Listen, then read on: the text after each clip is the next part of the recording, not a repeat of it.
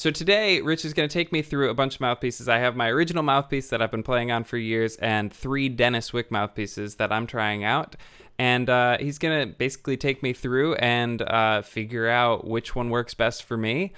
He's a mouthpiece expert, and he's offering a free consultation for any of my viewers who want to do this as well. So if you like what you're seeing and you like the process and you want to figure out a mouthpiece that might work better for you, check the links in the description, and he'd be happy to help you out as well. And if you do end up buying a Denis Wick mouthpiece or any Denis Wick product, you can use the coupon code CBleazy10 on the DF Music Inc. website to get 10% off. So, Rich, why don't you explain a little bit about yourself and your background in mouthpieces and trombone gear? Sure. I actually own and operate DF Music, my own little music store that I've got things going on. But prior to that, I've been working with sort of mouthpieces and accessories, specifically in brass, for almost, going on 11 years now, something like that. My first gig right out of school was working for Denis Wick here in the U.S. at a company called DANSR. I was their brand manager for several years.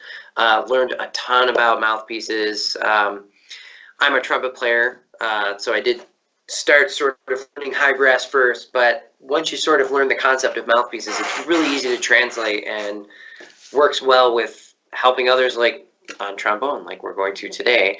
I did do a brief period at conn-selmer, where I was working with, more on the instrument side with conn-selmer and Bach and all that. And then when we finally went to purchase DF Music from the previous owner, we decided to keep it simple and focus in on a few different brands, and Denis Wick is one of them.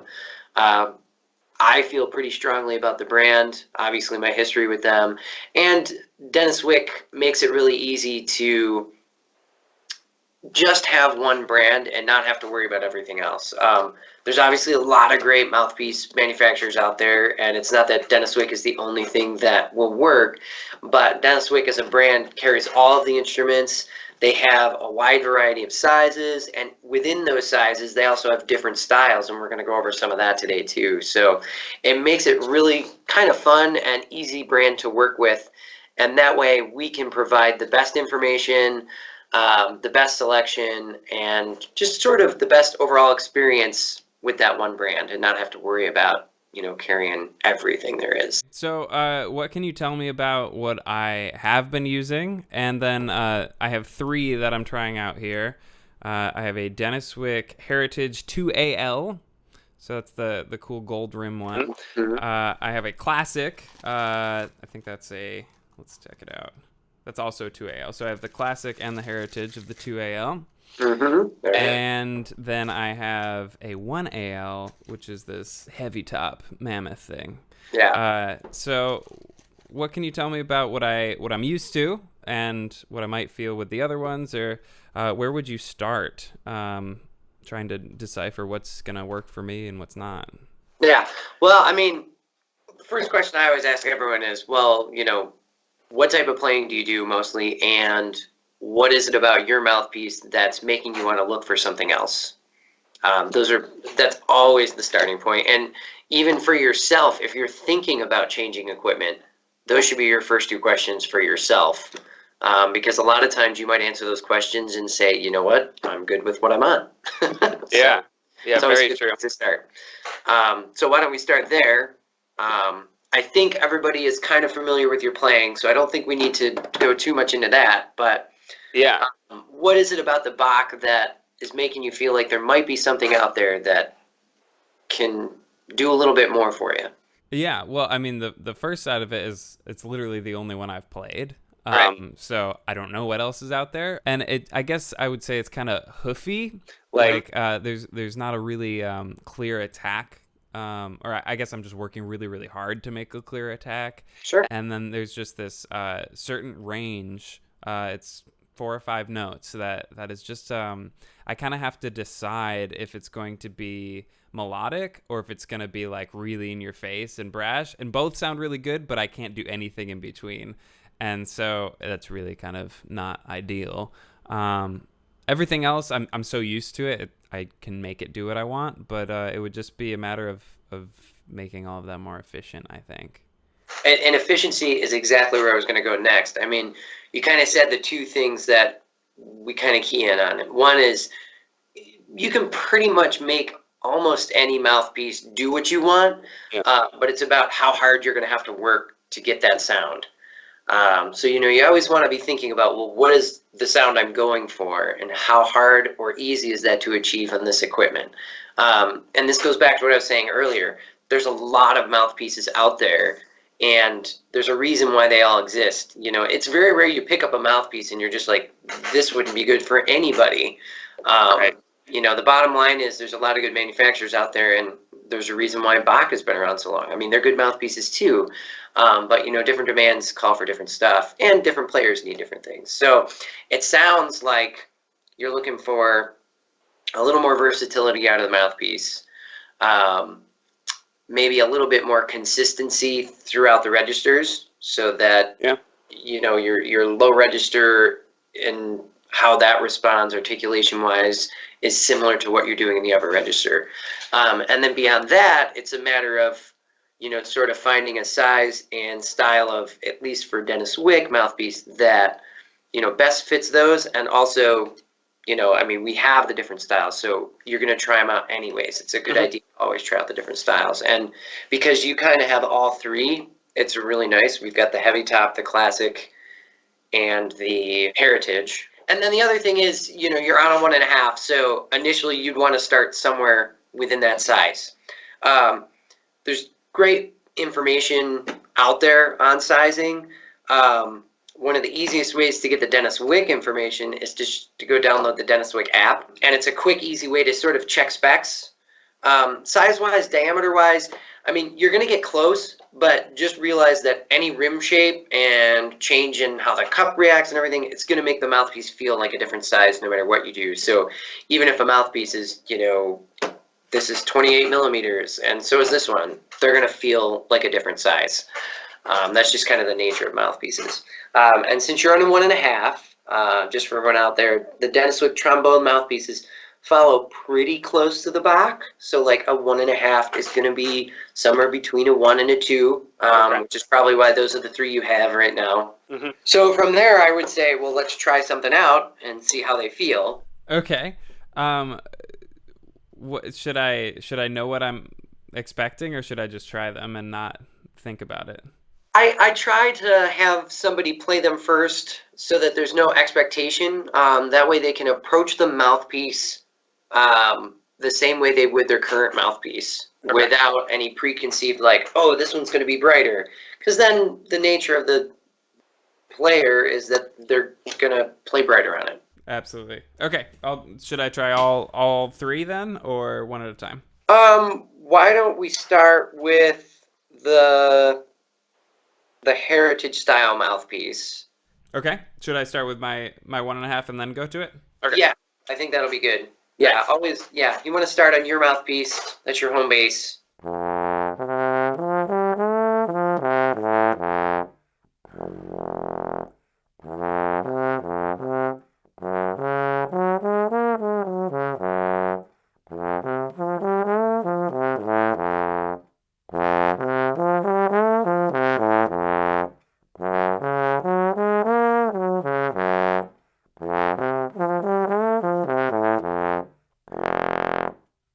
So, obviously, I know what I'm hearing over here from via Skype land, and I do get an idea of the differences, but in either sense, I would ask you first anyways how those both fell.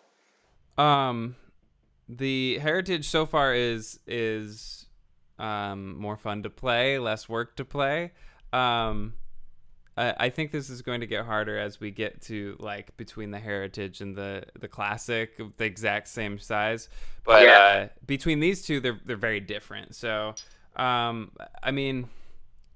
it feels like everything's kind of slotting better. The low range is not as hoofy. There's a tack to it. From over here, what I'm hearing is the sound it has a little bit more clarity to it. I guess that's what you're saying with the woofiness. I can hear that even over Skype, that the sound just has a little bit more presence. It's, it seems more efficient, like you're not working as hard to get that same level of sound. We're looking at this mouthpiece, and the Heritage is kind of a really cool concept. It's a very, very thin walled mouthpiece up here, and also the thickness of it this way. And what that allows is for quicker response, because the energy of your buzz gets transferred into that mouthpiece way faster. So it speaks a lot more suddenly than the other mouthpiece. Now, if you made your whole mouthpiece super light like that, it'd be super responsive, but it'd have like no projection and no sound. There'd be no core to the sound. So what Denis Wick has done is added a lot of mass in the center of this mouthpiece. So it just gives it that really well-balanced feel, and it's a very clean sound. Some of the limitations of the Heritage are that certain players find they can't get as punchy on it. Mm-hmm. It's not all the time, and it depends on what you're doing and the other equipment you're playing on. But, you know, that's going to be the difference when we move into these other mouthpieces. And since this is the 2AL, and we have a 2AL Classic, why don't we play the 2AL Classic versus the Heritage? The exact same size mouthpiece, the only differences are the outer shape.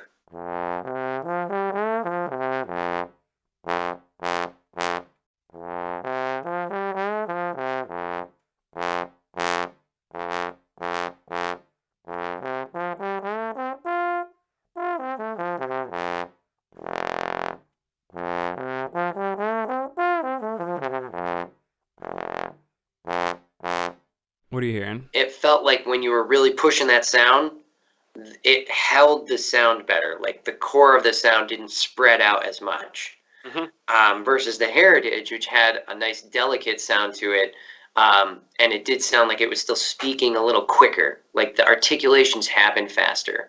And that's just the difference between the two mouthpieces. It's not a better or worse thing, right. But you know, you as a player have to decide which one is going to fit your style and what you're personally trying to get out of your instrument too. It's pretty amazing that even over Skype, I can hear those differences. You know, I can't hear the subtlety in your tone over Skype, but I can hear immediately how that mouthpiece is speaking and what we thought about the core of the sound. And then just to take that one step further, when we look at the heavy top, this mouthpiece is just heavy all the way through. So it's got that heavy center mass, but it's also heavy up top. And the heavy tops for Denis Wick, they don't make them in all the sizes just because heavy top seems to be a little bit more of a specialized thing. So this is a 1AL. So it's in addition to that change, it's also going to be a little bit of a bigger mouthpiece. When you line them up and you look at their profiles, mm-hmm.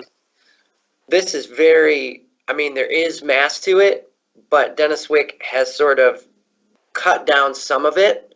So you do end up with a little bit of a lighter mouthpiece than a standard Bach.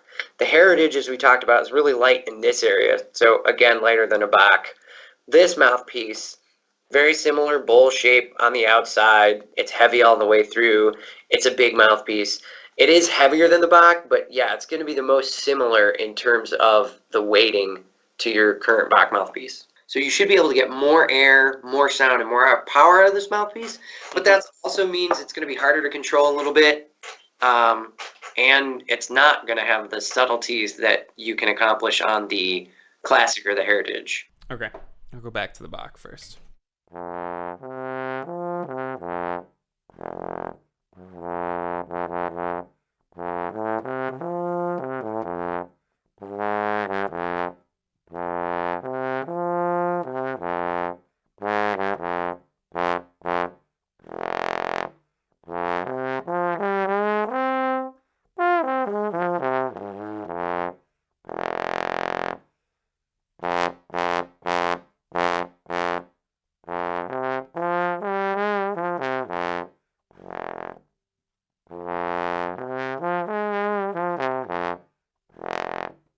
The only thing that's super clear to me is I don't like the Bach anymore. Well, that Bach has a very specific sound, and it's not a bad mouthpiece, but, I can hear in the Denis Wicks that just each one of them has a little bit more life to the sound, whether that be more delicate or just a little bit more punchy. Like, they all have a little bit more something to them. Of those three, I actually liked the Classic. Yeah. It was definitely between the two for me. Yeah. I just felt like the Classic kept your sound better. Mm-hmm. The Heritage, it was a nice sound, but it just, after hearing all three, the Classic seemed to have the most life to it. It had the most full roundness to it. Like the Heritage didn't seem to capture this lower end of the circle, where that Classic encompassed the full circle of the sound. So that's what I could tell from across many, many different technologies that we're listening through. Let me see if I can get some music so I can get some consistency here.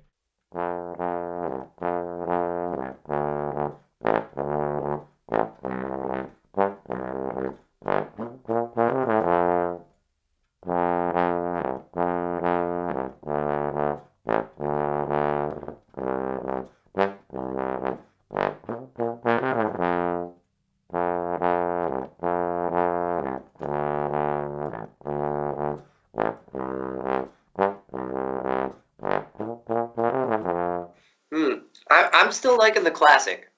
I am too. Yeah, I'm still feeling like that's giving you the most out of your sound. You know, there are aspects of the Heritage I like when you know, certain articulation things, but like overall that Classic just sounds more comfortable. So Go back to the 1.5. sure.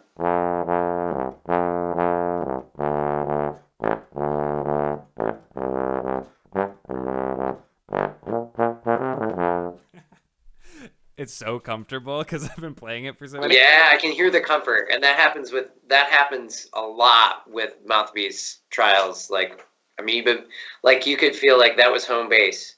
But playing the Classic again.